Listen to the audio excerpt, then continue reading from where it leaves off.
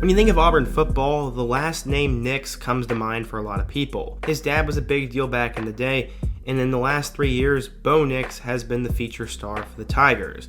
He was a 5-star recruit coming out of high school, a legacy, and will go down as one of the best quarterbacks in school history. While he was pretty inconsistent in his time there, he had some memorable moments, he truly loved Auburn, and he was a pretty good player. Now though, it looks like his time there is done as he's officially entered the transfer portal. In today's video, I want to briefly talk about who Bo Nix is, his Auburn career, what I think is next for him, and what I think Auburn is going to do as well. But right before we get into it, nearly 80% of you guys are not subscribed to the channel, and I know we could do better than that, so be sure to quickly hit that subscribe button, smash that like button for the algorithm, and turn on post notifications so you never miss when I upload. Now, let's talk about Bo Nix. So obviously tonight, Bo Nix entered the transfer portal, but going back in time, his dad played quarterback for Auburn. Like father, like son, Bo took up the quarterback spot when he was young and always dreamed about playing for the Tigers. Eventually, he blew up on the recruiting scene and became a borderline 5-star recruit. It was no secret he was going to go to Auburn and be their next quarterback.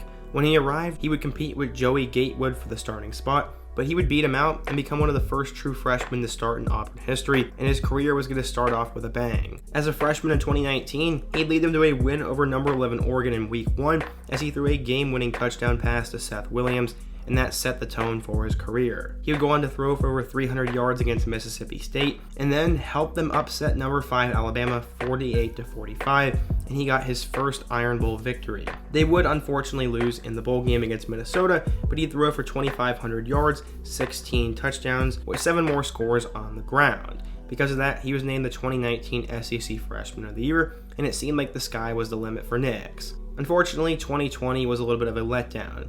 He was unbelievably inconsistent, where in some games he'd play really well, and other games he'd play terrible. He finished the year with 2,400 passing yards, with 12 touchdowns compared to 7 picks.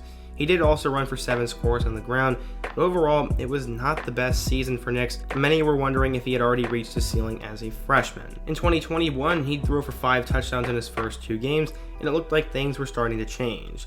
Then of course they played against Penn State, where he did not play very well, and they lost in the whiteout to the Nittany Lions. He had some great moments against LSU, but for the most part, it was a pretty disappointing year. The best game of the season would come against Mississippi State, as he threw for nearly 400 yards with 2 touchdowns. He would break his ankle, and despite trying to play on it all second half, he eventually gave it up, let TJ Finley come in, and that would be the last play of his Auburn career. He threw for 11 touchdowns with 3 picks and also ran for 4 more on the ground, and it was just very up and down, and he was very inconsistent. He started every single game during his Auburn career except against South Carolina, and he will go down in Auburn history as 2nd all-time in completions and 3rd all-time in passing yards. That is still a little bit crazy to me, but as of tonight, he entered the portal and had this to say, quote, "I have loved Auburn ever since I knew Auburn. All I ever wanted to do was win a championship for Auburn. I can truthfully say I have given everything I have for that goal, and I have played in so many amazing games because of it. Auburn has allowed me to fulfill my lifelong dream of playing in Jordan-Hare Stadium and wearing the AU on my helmet. It has allowed me to compete in the SEC and be a part of some historical atmospheres. With that being said, when I came to Auburn, I planned on doing 2 things. I wanted to play football and graduate. I was fortunate enough to do both. This decision has been the toughest I have ever made, and I have made so many decisions for Auburn, and now it's time to do what's best for me.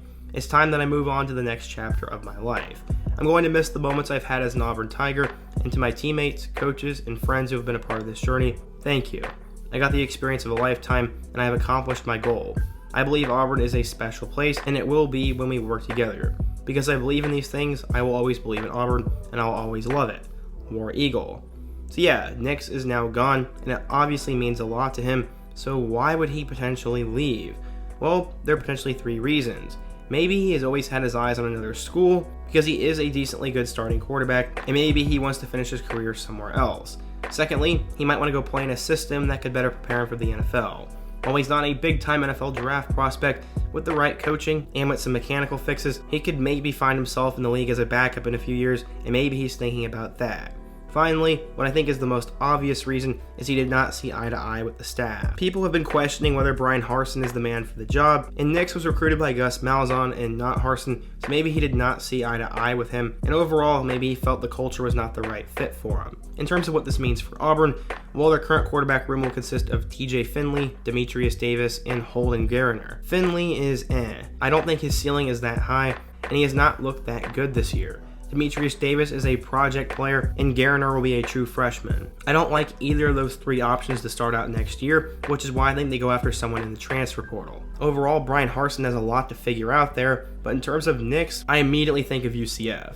He seemed to love Coach Malzahn, and when he got fired and left for UCF, maybe NIX wanted to return there. With Dylan Gabriel entering the portal a couple weeks ago, there is now an open spot at the quarterback position at UCF, and I think NIX could go in there, start right away, be reunited with his former coach, and put up big numbers for a good program. That's really the only school I can think of, and there will definitely be plenty of schools that reach out to him, but for now, that's the only lead I have, and I am a little bit shocked by this decision.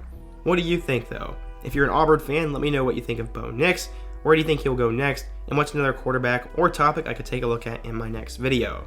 Also, don't forget to hit that like button if you want to support today's video, subscribe if you're new, and check out all my other videos on the end screen.